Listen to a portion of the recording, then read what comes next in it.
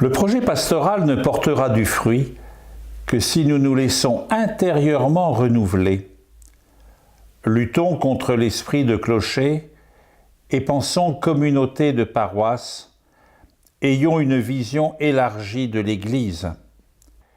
Ces mots sont de Monseigneur Raffin en 2000. Au moment de la promulgation du projet pastoral diocésain et au bout de 18 ans, ces paroles restent totalement d'actualité. Mais en même temps, en 18 ans, que d'évolution. Le nombre de prêtres, nous le savons, a diminué. Le nombre de laïcs en responsabilité augmente. Des communautés de paroisses ont été obligées de se rassembler avec un seul curé pour plusieurs. Et ce mouvement, nous le savons bien, n'est pas terminé. Alors il nous faut, comme en 2000, renouveler un projet missionnaire, un projet pour l'évangélisation. Permettez que je pointe quelques aspects importants. Il nous faut accepter de passer de la charge pastorale reposant uniquement sur les prêtres, sur la charge pastorale reposant sur les différents acteurs de la mission. Alors depuis Saint Paul, Saint Paul le dit, « Malheur à moi si je n'annonce pas l'Évangile ». On voit aussi chez les prophètes, « Élargis l'espace de ta tente ». C'est vraiment un souci que l'Église ne se replie pas sur elle-même, mais qu'elle soit ouverte et qu'elle ose aller, comme dit le pape François, dans les différentes périphéries.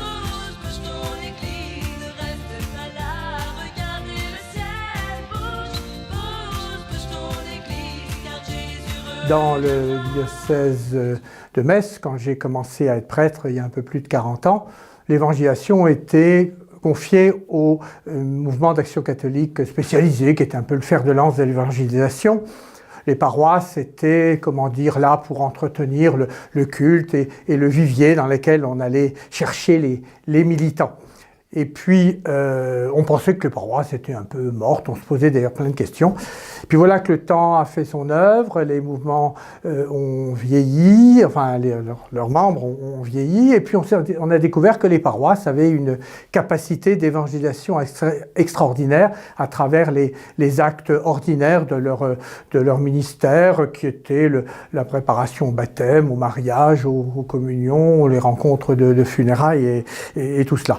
C'est, à mon avis, dans cette situation, dans ce contexte, que le projet pastoral diocésain qui a été promulgué par Monseigneur Raffin en l'an 2000 doit se placer. Il a permis, à mon sens, entre autres, de nouveaux types de collaboration. D'une part, entre les paroisses, au sein des communautés de paroisses et des EAP, des conseils pastoraux. Et puis d'autre part, une meilleure collaboration entre tous les baptisés, qu'ils soient prêtres, diacres, laïcs, religieux, religieuses, et tout ça dans une redécouverte un peu de la triple mission de l'Église qui a été réapprofondie, et peu à peu s'est dégagé cet axe de mise en place de ces missions de l'Église. Alors, le projet diocésain nous les rappelle et nous demande de les prendre en charge de façon plus explicite et claire. Il y a évidemment tout ce qui concerne la pastorale des jeunes. Alors, c'est très vaste, collège, lycée. Il y a des rencontres comme celle des 6e à Sarrebourg, ou bien l'initiative de la pastorale des jeunes Bouge ton église. Il y a tout ce qui concerne aussi les vocations dans cette pastorale des jeunes. Et puis, il y a toute la pastorale catéchétique, et on a découvert que ce n'était pas simplement un alignement de préparation baptême, préparation communion. On découvre qu'à travers tous ces actes de catéchèse, eh bien, il y a un courant unique, ce qu'on appelle l'initiation chrétienne, et qu'à tout âge, eh bien, nous sommes invités à entrer dans cette initiation chrétienne. Il y a la pastorale des familles, dont je suis en charge depuis septembre, et on voit bien toute l'énormité de cette mission, parce que les familles, c'est tout et partout. Il y a tout le service de la charité, et là aussi il y a une relance récente avec Mgr Legles pour bien mettre en œuvre ce service de la charité à travers les institutions qui existent et toutes les initiatives que peuvent être prises, comme la Nuit de la Charité à Forbach. Il y a toute l'attention aux malades, aux handicapés dans les établissements de santé, à domicile, le service évangélique des malades, toutes les formations qui sont proposées pour que vraiment les malades, les handicapés, les gens en solitude eh bien, puissent être pris en charge. Il y a toute la question des formations et des acteurs pastoraux, et plus on avance et plus on se rend compte qu'on a besoin d'être formés parce que le monde dans lequel nous sommes est complexe et nous avons besoin d'outils pour pouvoir répondre à toutes ces situations. Et enfin, le dialogue, l'ouverture aux autres confessions chrétiennes, aux autres religions, les dialogues œcuméniques, interreligieux, et puis l'ouverture à la société d'aujourd'hui, au monde économique et à toutes les réalités qui marquent aujourd'hui notre société, la bioéthique, toutes les difficultés de dialoguer avec la culture d'aujourd'hui et toutes les évolutions qui nous bousculent beaucoup. Donc voilà, beaucoup de travail, mais je pense que ce projet va pouvoir nous donner des forces et des outils pour l'engager.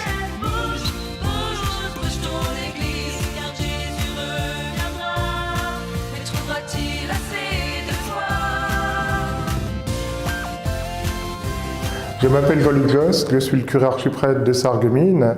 L'histoire du projet pastoral diocésain, dans lequel nous sommes en train d'avancer, n'oblige pas forcément à tout changer. Il y a déjà des choses en route. Ainsi, dans mon archiprêtrait, il n'y a pas que des prêtres qui sont concernés, il y a aussi des ALP, il y a un diacre permanent, et il y a aussi des laïcs en responsabilité. Ainsi, l'aumônier de la maison d'arrêt est un laïc bénévole. Et il convient que dans le projet que nous mettons en route, de plus en plus de laïcs bénévoles s'intègrent. Donc c'est une réalité qui existe déjà. Ensuite, la deuxième chose un peu importante, ça sera l'articulation de cette équipe au niveau de l'archiprêtrait et des communautés de paroisse et des paroisses. Il y a beaucoup de choses qui se font déjà, dans la pastorale des jeunes, le chemin de croix qui bouge, dans la pastorale des enfants, etc. Et le dynamisme de certaines communautés locales va devoir aussi trouver son expression et être pris en compte. Ainsi, me semble-t-il que dans une paroisse comme Aude, dans le pays messin, un certain nombre de personnes ont permis justement à une paroisse d'être dynamique et de mettre en œuvre certains projets. Alors, ce que je trouve intéressant, c'est ce travail, cette synergie finalement sur un archiprêtrait, parce que, par exemple, à Sarreguemines, aujourd'hui déjà, une personne est en charge de l'initiation chrétienne des adultes et de tout ce qui tourne autour du baptême et de l'accompagnement des équipes qui accueillent, etc. Une autre personne a la charge de la pastorale des jeunes, une autre personne, tout cela c'est des laïcs, des animateurs laïcs en pastorale, à la charge de la pastorale des enfants. Et comment ne pas évoquer également une personne qui est aujourd'hui une femme aumônier de l'hôpital et de toute cette réalité du monde de la santé sur l'archiprêtrait. Elle accompagne les trois équipes dans les structures hospitalières, elle accompagne le service évangélique des malades, et puis en plus, elle porte la réflexion de tout ce qui tourne autour des questions qui aujourd'hui sont importantes, entre autres avec les états généraux de la bioéthique.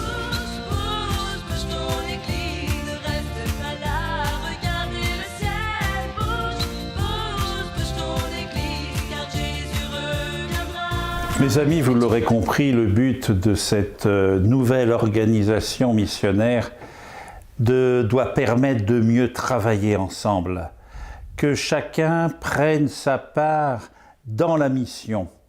Et pas simplement une mission à l'intérieur de l'Église, de ne s'occuper que de nos affaires, mais aussi mission à l'extérieur. Nous avons à porter une bonne nouvelle à ce monde qui attend pour certains de nos contemporains quelque chose de fort.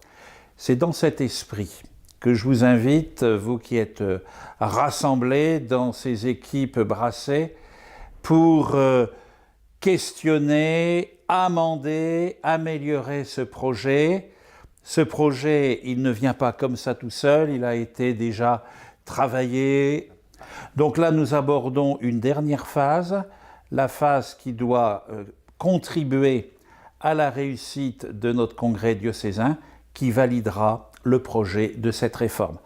Je vous remercie chaleureusement de l'aide, du bon esprit, de votre engagement dans la mission de notre Église diocésaine. Merci à toutes et tous.